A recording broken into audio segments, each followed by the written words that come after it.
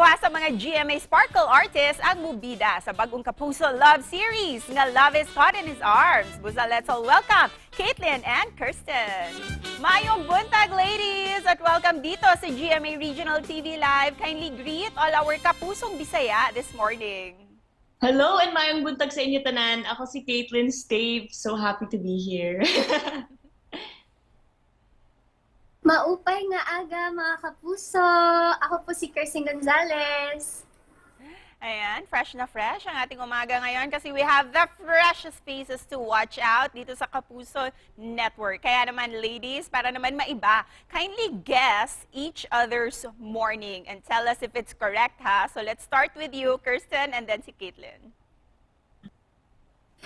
I would guess po si Caitlyn, she's a morning person po kasi. So she probably had her breakfast, pinakain po niya yung dog niya.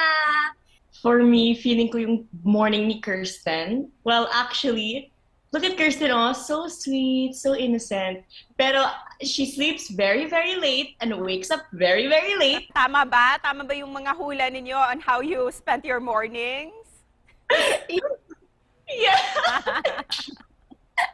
O, diba? 1 point each to the both of you.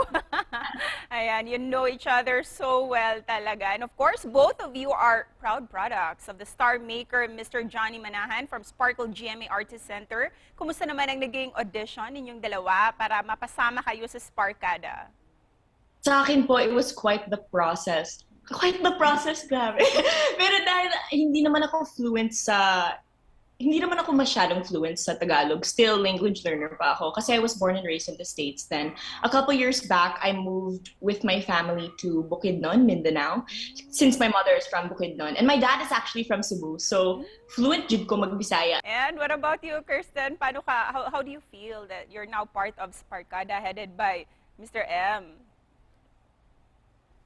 Biglaan po siya. I didn't know na I was auditioning for Sparkada po talaga.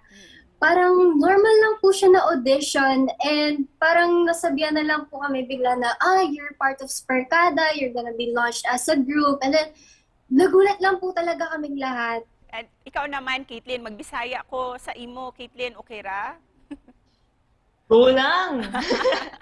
If ever hatagan ka sa imuhang first ever nga leading role gayod, para kanimo unsa ang imuhang gusto nga mamahimong role ug nganong ka na imuhang gipili? Well, gusto jud ko ka ng rom-com bitaw. Pero gusto jud ko nga rom-com nga naapoy ka ng comedy. Kay, you know, like yung personality ko, super energetic ko, like sabaan kay ko.